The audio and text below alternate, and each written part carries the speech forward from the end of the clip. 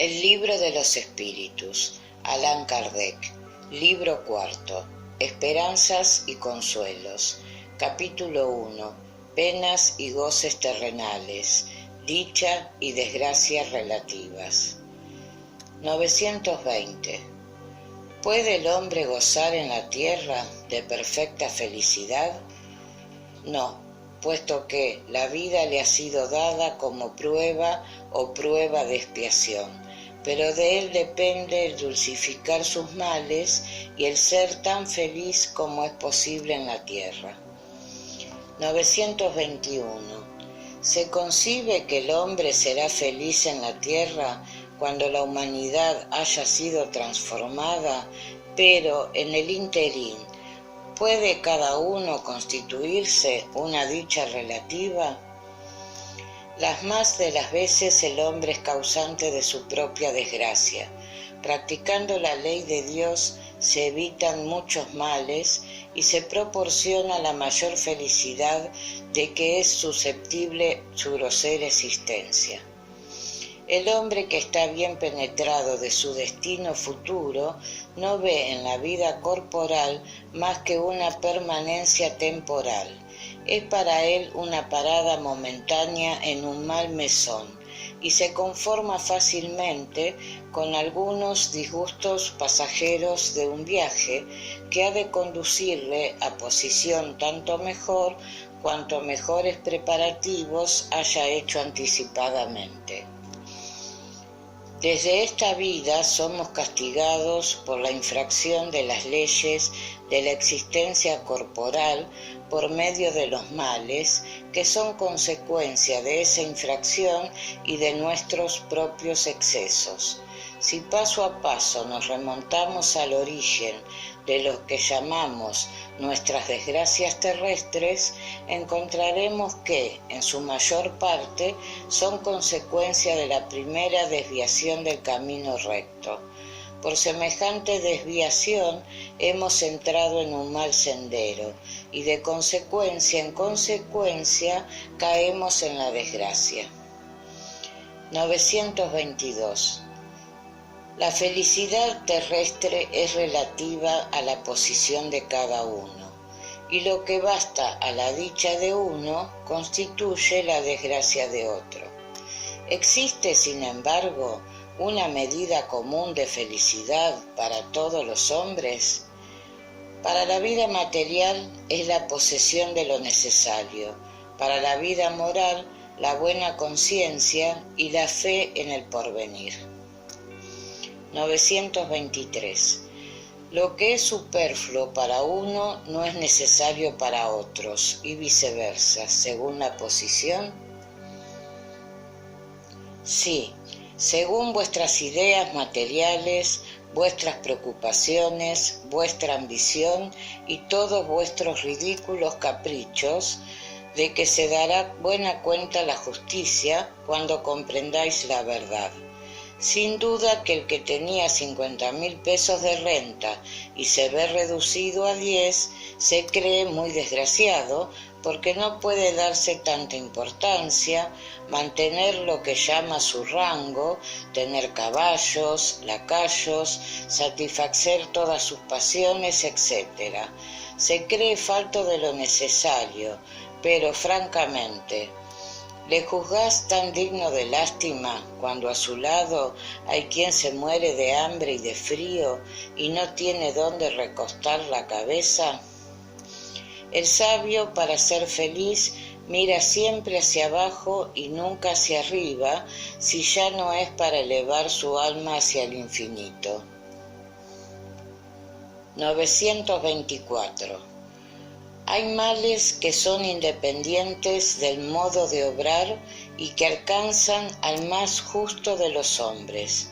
¿No tiene éste medio para preservarse de ellos?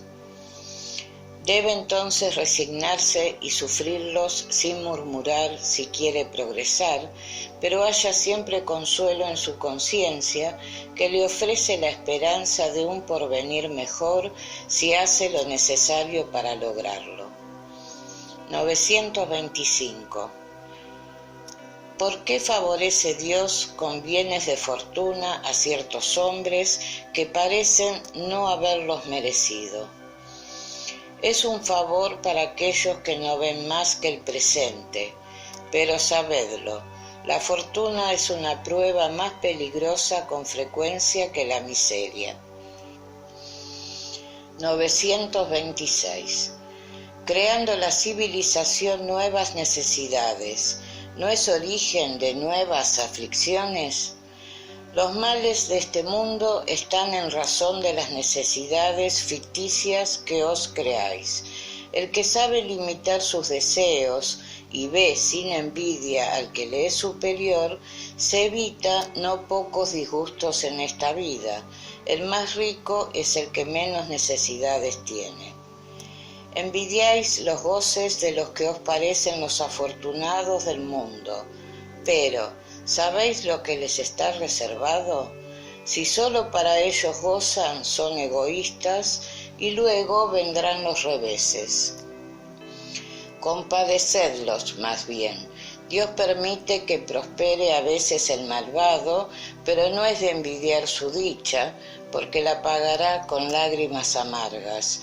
Si es desgraciado el justo, es a consecuencia de una prueba que se le tomará en cuenta si la soporta valerosamente.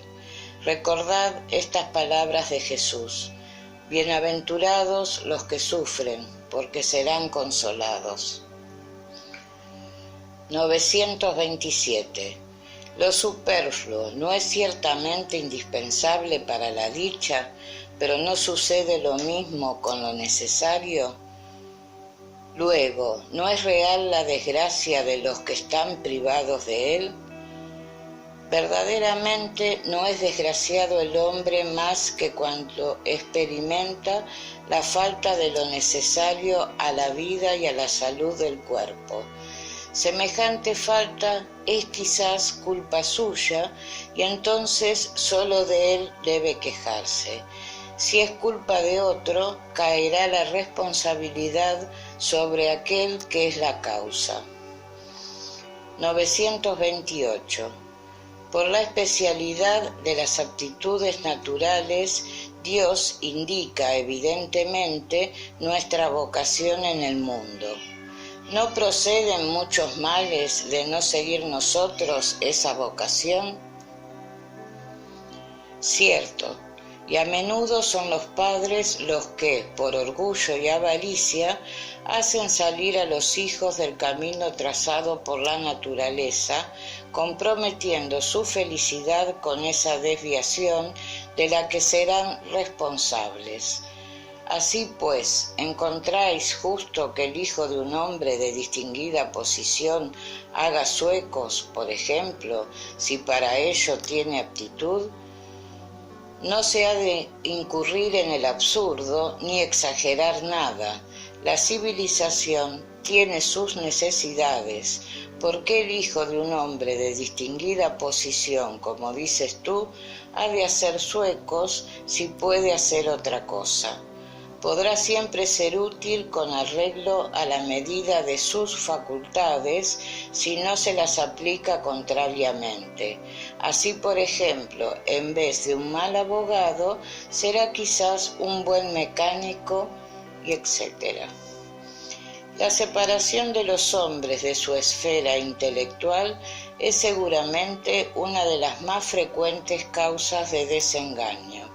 La ineptitud para la carrera abrazada es una inagotable fuente de reveses y uniéndose después a esto el amor propio, priva al hombre caído de buscar un recurso en una profesión más humilde y le señala el suicidio como un remedio supremo para librarse de lo que él cree una humillación. Si una educación moral le hubiese elevado por encima de las necias preocupaciones del orgullo, jamás se le hubiera cogido desprevenido. 929. Hay gentes que, desprovistas de todo recurso, cuando la abundancia reina en torno suyo, no tienen otra perspectiva que la muerte. ¿Qué partido deben tomar? ¿Deben dejarse morir de hambre? Jamás debe tenerse la idea de dejarse morir de hambre. Siempre se hallaría medio de alimentarse si el orgullo no se interpusiese entre la necesidad y el trabajo. A menudo se dice, no hay oficio bajo, no es la posición lo que deshonra, pero se dice para los otros y no para sí mismo. 930. Es evidente que sin las preocupaciones sociales por las que nos dejamos dominar, se encontraría siempre algún trabajo que pudiese ayudar a vivir, aunque tuviésemos que descender de nuestra posición. Pero entre las gentes que no tienen preocupaciones o que las pasan por alto, las hay que están en la imposibilidad de atender a sus necesidades a consecuencia de enfermedades u otras causas independientes de su voluntad. En una sociedad organizada con arreglo a la ley de Cristo, nadie debe morir de hambre. Con una organización sabia y previsora, solo por culpa suya puede faltar al hombre lo necesario, pero sus mismas faltas son a menudo resultado del medio en que se haya colocado. Cuando el hombre practique la ley de Dios, existirá un orden social fundado en la justicia y en la solidaridad, y él mismo será mejor.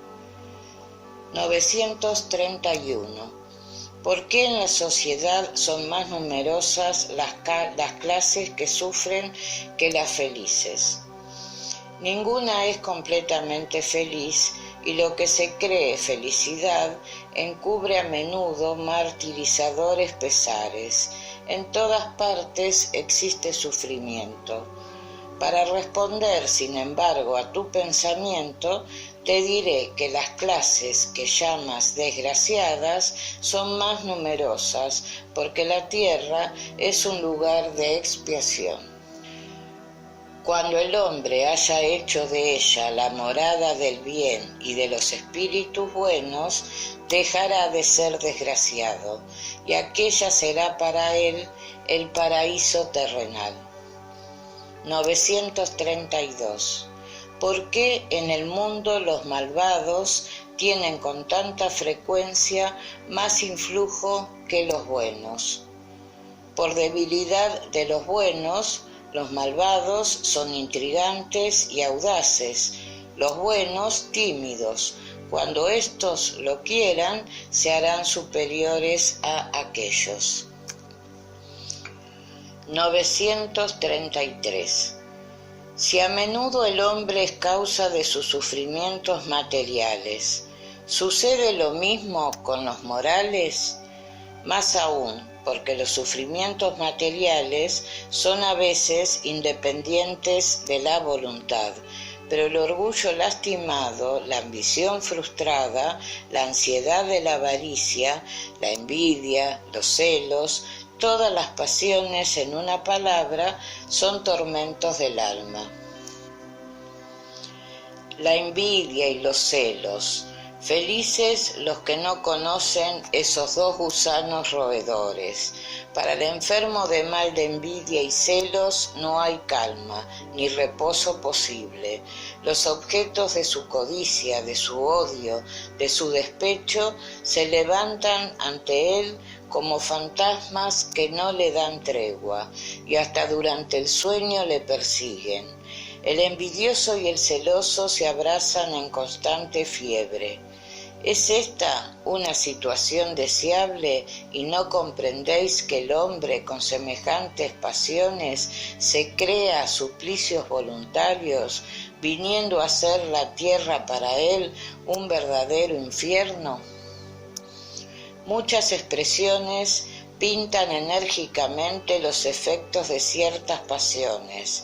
Se dice estar hinchado de orgullo, morirse de envidia, secarse de celos o de ira, amargarse la bebida y la comida, etc. Cuadro harto verdadero. A veces los celos ni objeto determinado tienen. Hay gente de natural celosa de todo lo que prospera, de todo lo que sobresale de lo vulgar, aun cuando no tengan ningún interés directo, solo porque ellas no pueden llegar al mismo grado. Todo lo que sobresale en el horizonte las ofusca, y si estuviesen en mayoría en la sociedad, querrían ponerlo todo a su nivel. Esos son los celos unidos a la medianía. Con frecuencia solo es desgraciado el hombre por la importancia que da a las cosas del mundo. La vanidad, la codicia y la ambición frustradas son las que causan su desgracia. Si se hace superior al estrecho círculo de la vida material, si tiende sus miradas hacia el infinito, que es su destino, las vicisitudes de la humanidad le parecen mezquinas y pueriles, como los pesares del niño que se aflige por la pérdida de un juguete que constituía su suprema felicidad. Aquel que no ve más felicidad que en la satisfacción del orgullo y de los apetitos groseros, es desgraciado cuando no puede satisfacerlos, al paso que el otro, que nada superfluo desea, es feliz en lo que ven algunos calamidades. Hablamos del hombre civilizado porque, teniendo el salvaje necesidades más limitadas, no tienen los mismos objetos de codicia y angustia. Su modo de ver las cosas es diferente. En estado de civilización, el hombre razona su desgracia y la analiza, y por esto le afecta más. Pero puede también razonar y analizar los medios de consuelo. Este consuelo lo encuentra en el sentimiento cristiano que le da esperanza de un porvenir mejor y en el espiritismo que le da certeza de ese porvenir. Pérdida de las personas queridas. 934. La pérdida de las personas que no son queridas no es una de esas que nos causa un pesar tanto más legítimo en cuanto a esa pérdida es irreparable e independiente de nuestra voluntad. Esta causa de pesar alcanza así al rico como al pobre. Es una prueba o una expiación, es la ley común. Pero es un consuelo poder comunicar con vuestros amigos por los medios que tenéis, hasta tanto que tengáis otros más directos y más accesibles a vuestros sentidos. 935. ¿Qué debe pensarse de las personas que miran las comunicaciones de ultratumba como una profanación? No puede existir profanación cuando hay recogimiento y cuando se hace la evocación con respeto y dignamente. Y es prueba de ello que los espíritus que os aprecian vienen con placer, son felices a consecuencia de vuestro recuerdo y hablando con vosotros. Profanación habría haciéndolo con ligereza. La posibilidad de establecer comunicación con los espíritus es muy grato consuelo, puesto que nos proporciona el medio de hablar con nuestros parientes y amigos que han dejado la tierra antes que nosotros. Con la evocación los aproximamos a nosotros, están a nuestro lado, nos oyen y nos responden, y por decirlo así, concluye la separación entre ellos y nosotros. Nos ayudan con sus consejos, nos demuestran su afecto y el placer que experimentan por nuestro recuerdo. Para nosotros es una satisfacción saber que son felices, saber por ellos mismos los pormenores de su nueva existencia y adquirir la certeza de que nos reuniremos a ellos. 936. ¿Cómo afectan los dolores inconsolables de los sobrevivientes a los espíritus, objeto de ellos? El espíritu es sensible al recuerdo y pesares de los que ha amado, pero un dolor incesante e irracional le afecta penosamente porque ese dolor excesivo va falto de fe en el porvenir y de confianza en Dios y por consiguiente un obstáculo al adelanto y acaso a la reunión. Siendo el espíritu más feliz que en la tierra, echarle a menos la vida es sentir que sea feliz. Dos amigos están presos y encerrados en un mismo calabozo. Ambos obtendrán un día la libertad, pero el uno la logra primeramente. ¿Sería caritativo que el que permanece encarcelado sintiese que su amigo se viera libre antes que él? ¿No habría de su parte más egoísmo que afecto, queriendo que participe de su cautiverio y sus sufrimientos por tanto tiempo como él? Pues lo mismo sucede con dos seres que se aman en la tierra. El que primero parte es el primero en ser libre y debemos felicitarle, esperando con paciencia el momento en que también lo seremos. Pondremos otra comparación sobre el particular. Tenemos un amigo que a vuestro lado se halla en situación penosa. Su salud o su interés exigen que vaya a otro país donde bajo todos aspectos se encontrará mejor. Momentáneamente no estará ya a vuestro lado, pero siempre estaréis en correspondencia con él. La separación no pasará de ser material. ¿Os dolería su alejamiento, puesto que sería para su bien? La doctrina espiritista, por las pruebas patentes que da de la vida futura, de la presencia a nuestro alrededor de aquellos a quien hemos amado, de la continuidad de su afecto y solicitud y por las relaciones que con ellos nos hace posibles, nos ofrece un supremo consuelo en una de las más legítimas causas de dolor.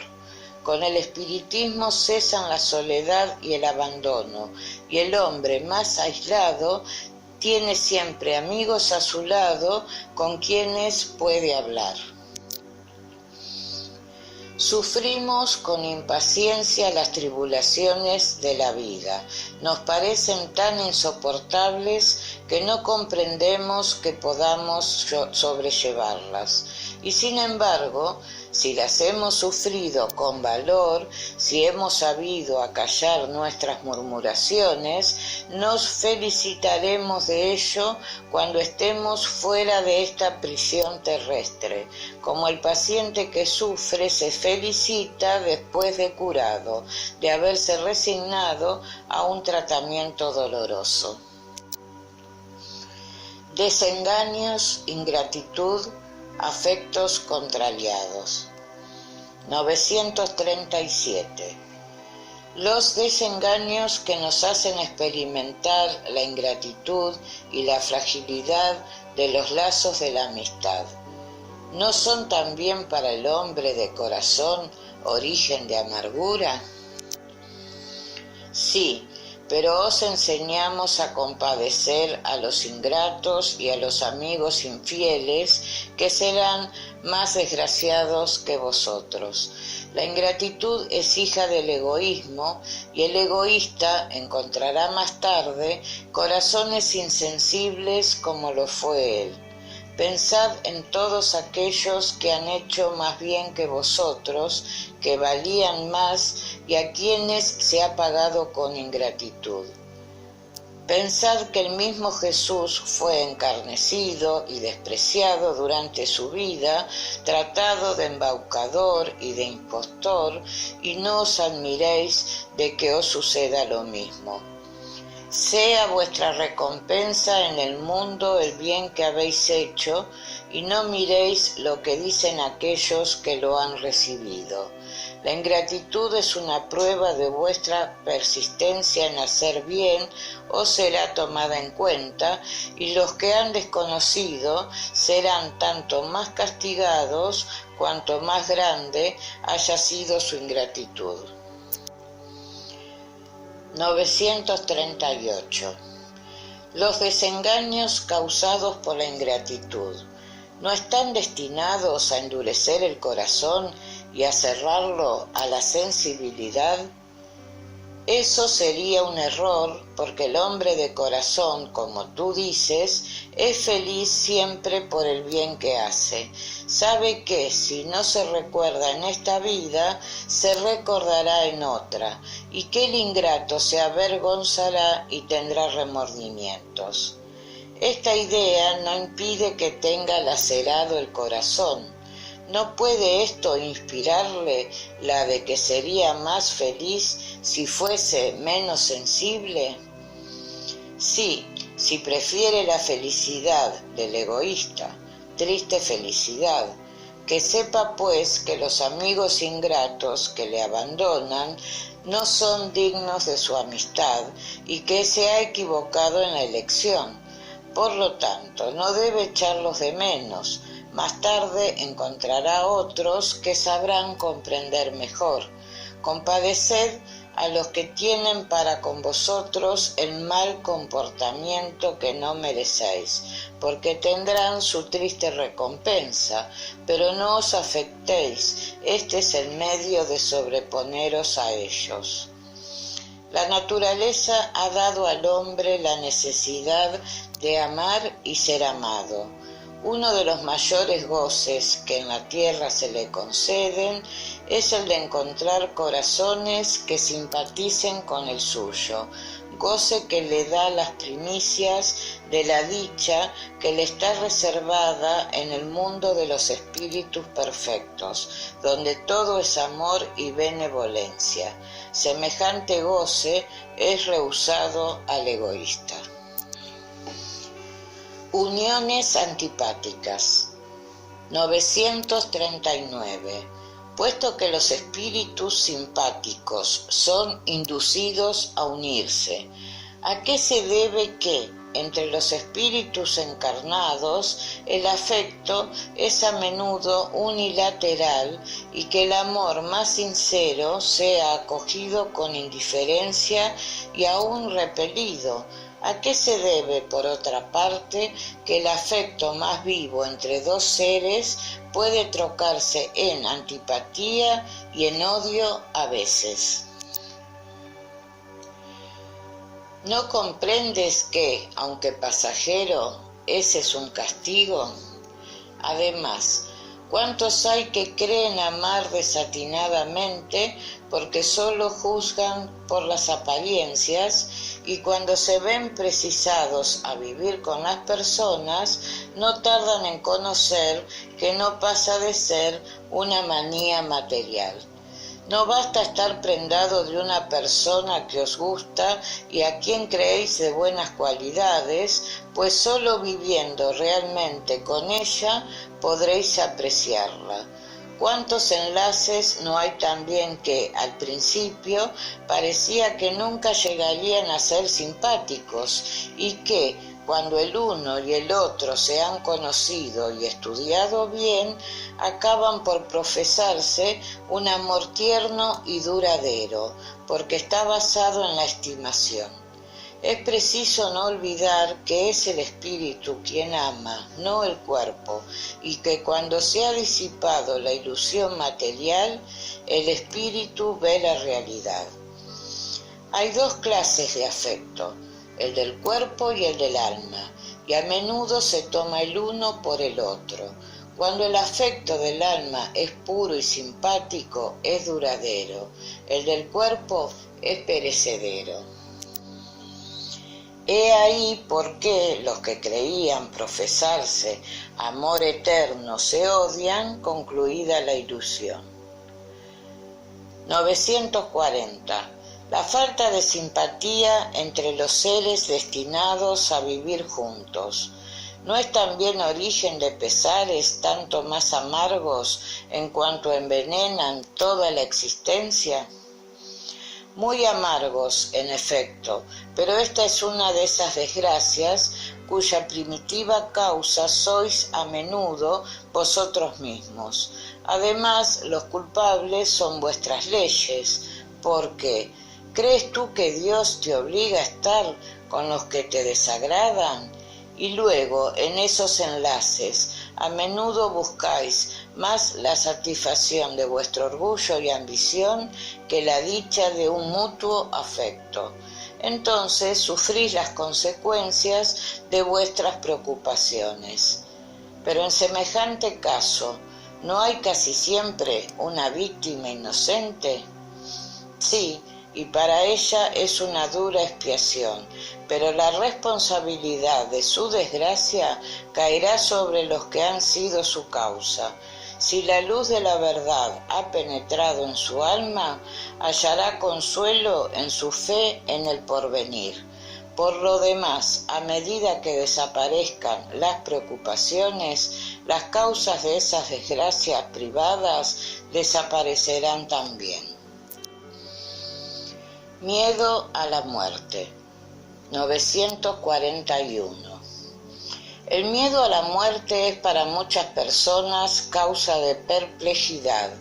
¿De dónde procede ese miedo, puesto que ante sí tienen el porvenir? Sin razón tienen ese miedo, pero ¿qué quieres? Se preocupa persuadirles durante la juventud de que hay un infierno y un paraíso, pero que es más seguro que irán al infierno porque se les dice que aquello que es natural es un pecado mortal para el alma. Cuando llegan a grandes, si tienen algún raciocinio, no pueden admitir eso y se hacen ateos o materialistas. Y así es como se les induce a creer que, fuera de la vida presente, nada existe. En cuanto a los que han persistido en sus creencias de la infancia, temen ese fuego eterno que ha de quemarlos sin destruirlos. La muerte no inspira al justo miedo alguno, porque con la fe tiene la certeza del porvenir. La esperanza le hace esperar mejor vida, y la caridad, cuya ley ha practicado, le da seguridad de que en el mundo en que va a entrar no encontrará ningún ser cuya presencia haya de temer. El hombre carnal, más apegado a la vida corporal que a la espiritual, tiene en la tierra penas y goces materiales. Su dicha consiste en la satisfacción fugaz de todos sus deseos. Su alma, constantemente preocupada y afectada por las vicisitudes de la vida, está en una ansiedad y tormento perpetuo. La muerte le horroriza porque duda de su porvenir y porque deja en la tierra todos sus afectos y esperanzas. El hombre moral que se ha sobrepuesto a las necesidades ficticias creadas por las pasiones tiene desde la tierra goces desconocidos del hombre material. La moderación de sus deseos da a su espíritu calma y serenidad. Dichoso por el bien que hace, no existen desengaños para él, y las contrariedades pasan por su alma sin dejar en ella huella dolorosa. 942. ¿No encontrarán ciertas personas algo banales estos consejos para ser felices en la tierra? ¿No verán en ellos lo que se llaman lugares comunes, verdades redichas, y no dirán que, en definitiva, el secreto para ser feliz es el de saber soportar su desgracia? Los hay que dirán eso y aún más, pero sucede con estos lo que con ciertos enfermos a quien los médicos prescriben la dieta. Quisieran curarse sin remedios y sin dejar de buscarse indigestiones. Hastío de la vida. Suicidio. 943. ¿De dónde procede el hastío de la vida que se apodera de ciertos individuos sin motivos plausibles? Efecto de la ociosidad, de la falta de fe y a menudo de la saciedad. Para el que ejercita sus facultades con un objeto útil y según sus aptitudes naturales, el trabajo no tiene nada de árido y la vida corre más rápidamente. Soporta las vicisitudes de su existencia con tanta más paciencia y resignación en cuanto obra con la mira de la felicidad más sólida y duradera que le espera. 944. ¿Tiene el hombre derecho a disponer de su propia vida? No, solo Dios tiene ese derecho. El suicidio voluntario es una transgresión de la ley. ¿No es siempre voluntario el suicidio? El loco que se mata no sabe lo que hace. 945. ¿Qué debe pensarse del suicidio que tiene por causa el hastío de la vida? Insensatos, ¿por qué no trabajan? Así no les hubiera sido un peso la existencia. 946. ¿Qué debe pensarse del suicidio que tiene por objeto librarse de las miserias y desengaños de este mundo? Pobres espíritus que no tienen valor para soportar las miserias de la existencia. Dios ayuda a los que sufren y no a los que no tienen fuerza ni valor. Las tribulaciones de la vida son pruebas o expiaciones. Dichosos los que las soportan sin murmurar, porque serán recompensados. Desgraciados, por el contrario, los que esperan su salvación de lo que, en su impiedad, llaman la casualidad o la fortuna. La casualidad o la fortuna, valiéndome de su lenguaje, pueden en efecto favorecerles un instante, pero para hacerles sentir más tarde y más cruelmente la vaciedad de esas palabras. Los que han inducido al infeliz a ese acto de desesperación, ¿sufrirán las consecuencias? Oh, desgraciado de ellos, porque responderán de él como de un asesinato.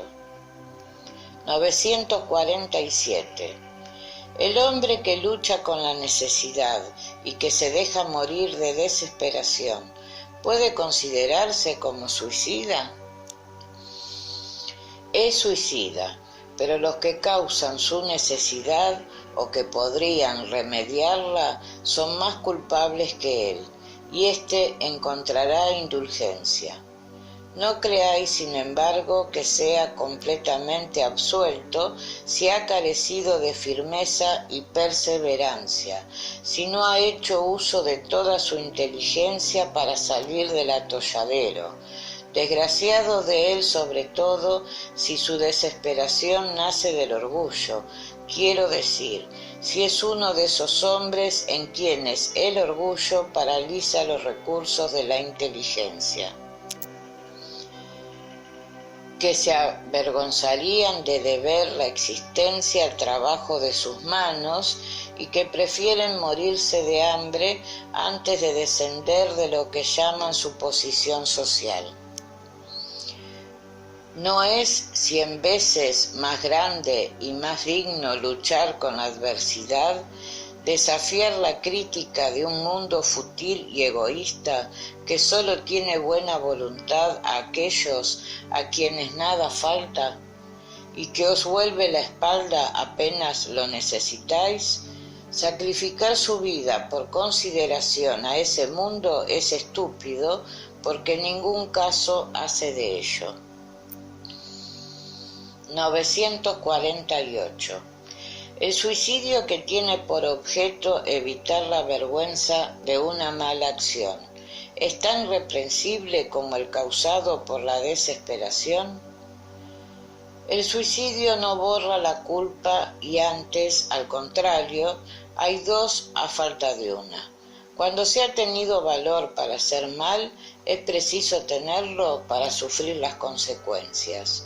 Dios juzga y según la causa puede a veces disminuir sus rigores. 949. ¿Es excusable el suicidio cuando tiene por objeto impedir que la vergüenza recaiga en los hijos o en la familia?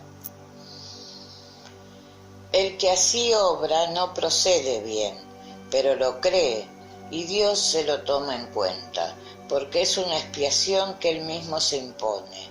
Atenúa con la intención su falta, pero no deja de cometerla. Por lo demás, abolid los abusos de vuestra sociedad y vuestras preocupaciones, y no tendréis más suicidios de esta clase. El que se quita la vida para evitarse la vergüenza de una mala acción, prueba que atiende más a la estimación de los hombres que a la de Dios, porque va a entrar en la vida espiritual cargado de sus iniquidades y se ha privado de los medios de repararlas durante su vida. Dios es a menudo menos inexorable que los hombres. Perdona al que sinceramente se arrepiente y nos toma en cuenta la reparación. El suicidio no repara nada. 950. ¿Qué debemos pensar del que se quita la vida con la esperanza de llegar más pronto a otra mejor? Otra locura. Que haga bien y tendrá más seguridad de llegar, porque retarda su entrada en un mundo mejor, y él mismo pedirá volver a concluir esa vida que ha interrumpido en virtud de una idea falsa. Una falta, cualquiera que ella sea, no abre nunca el santuario de los elegidos. 951. ¿No es meritorio a veces el sacrificio de la vida cuando tiene por objeto salvarla de otro o el de ser útil a sus semejantes? Eso es sublime según la intención, y el sacrificio de la vida no es un suicidio, pero Dios se opone a un sacrificio inútil y no puede verlo con placer si lo mancha el orgullo. El sacrificio solo es meritorio por su desinterés y el que lo hace tiene a veces una segunda intención que lo desprecia a los ojos de Dios.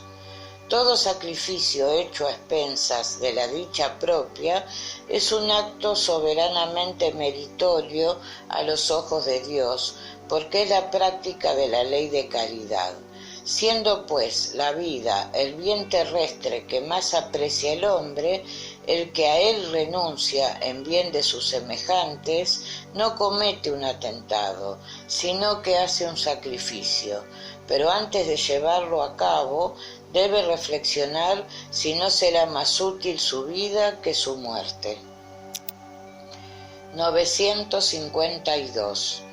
El hombre que muere víctima de las pasiones que sabe que han de apresurar su término, pero a las cuales no le es posible resistir, porque el hábito las ha convertido en verdaderas necesidades físicas.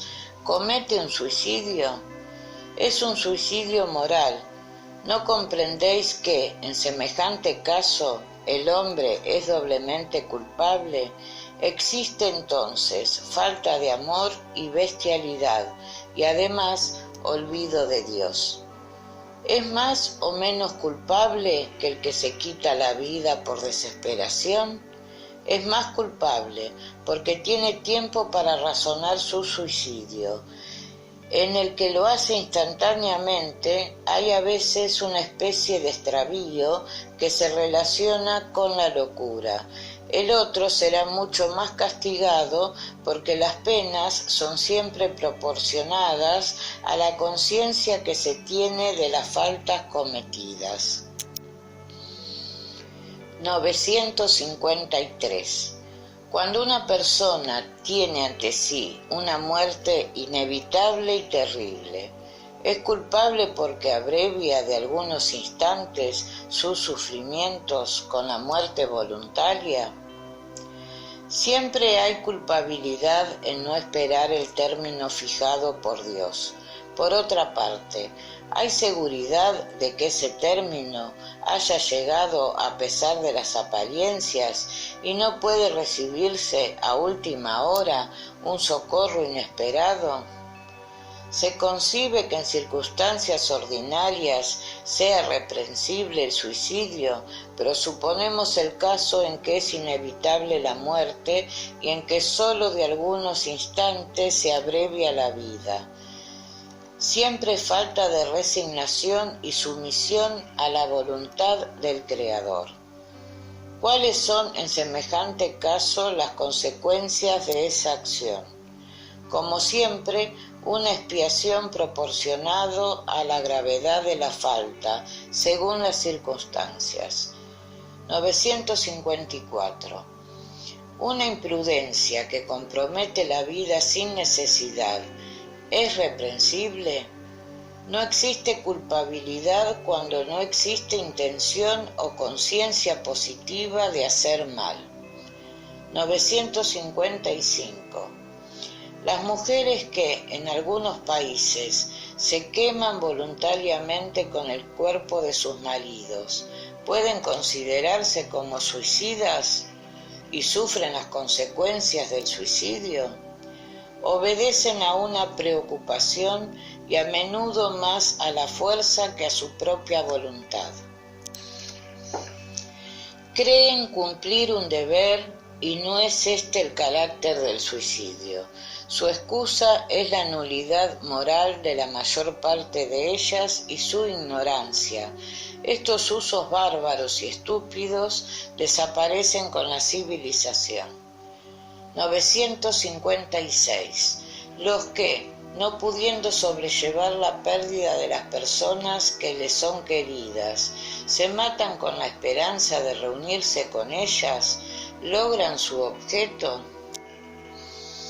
El resultado es muy diferente del que esperan, y en vez de reunirse con el objeto de su afecto, se alejan de él por más tiempo, porque Dios no puede recompensar un acto de cobardía y el insulto que se le hace dudando de su providencia. Pagarán ese instante de locura con pesares mayores que los que creen abreviar y no tendrán para compensarlos la satisfacción que esperaban. 957. ¿Cuáles son en general las consecuencias del suicidio en el estado del espíritu?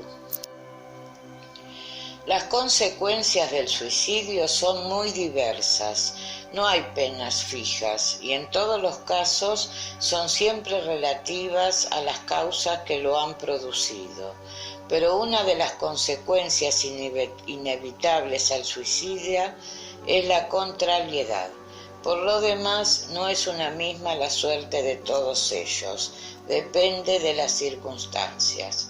Algunos expían su falta inmediatamente y otros en una nueva existencia que será peor que aquella cuyo curso ha interrumpido. La observación demuestra, en efecto, que las consecuencias del suicidio no son siempre las mismas, pero las hay que son comunes a todos los casos de muerte violenta y resultado de la interrupción brusca de la vida. Ante todo lo es la persistencia más prolongada y más tenaz del lazo que une el espíritu al cuerpo, pues tiene casi siempre toda su fuerza en el momento en que se ha cortado, al paso que en la muerte natural se afloja gradualmente y a menudo se suelta antes de que esté completamente extinguida la vida.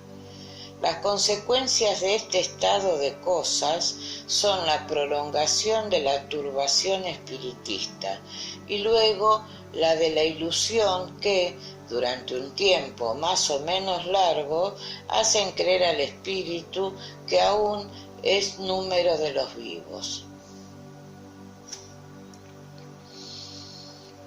La afinidad que persiste entre el espíritu y el cuerpo produce, en algunos suicidas, una especie de repercusión del estado del cuerpo en el espíritu, quien, a pesar suyo, siente los efectos de la descomposición y experimenta una sensación llena de angustia y de horror, y este estado puede persistir tanto tiempo como hubiera debido durar la vida que han interrumpido. Este efecto no es general, pero en ningún caso se ve el suicida libre de las consecuencias de su falta de valor y tarde o temprano expía su culpa de uno u otro modo. De aquí que ciertos espíritus, que habrían sido muy desgraciados en la tierra, han dicho que se habían suicidado en la existencia anterior y que voluntariamente se habían sometido a nuevas pruebas para intentar soportarlas con más resignación. En algunos, el castigo consiste en una especie de apego a la materia, de la cual procura deshacerse en vano para volar a mejores mundos, cuyo acceso les está prohibido, en la mayor parte en el pesar de haber hecho una cosa inútil, puesto que solo desengaños tienen. La religión, la moral, todas las filosofías condenan el suicidio como contrario a la ley natural. Todos nos dicen en principio que no tenemos derecho a abreviar voluntariamente nuestra vida, pero ¿por qué no lo tenemos? ¿Por qué no es libre el hombre de poner término a sus sufrimientos? Estaba reservado al espiritismo demostrar, con el ejemplo de los que han muerto, que no sólo el suicidio es una falta como infracción de una ley moral, consideración de poco peso para ciertos individuos, sino que es un acto estúpido, puesto que nada se gana y antes se pierde. No nos enseña la teoría, sino que presenta ante nosotros los hechos.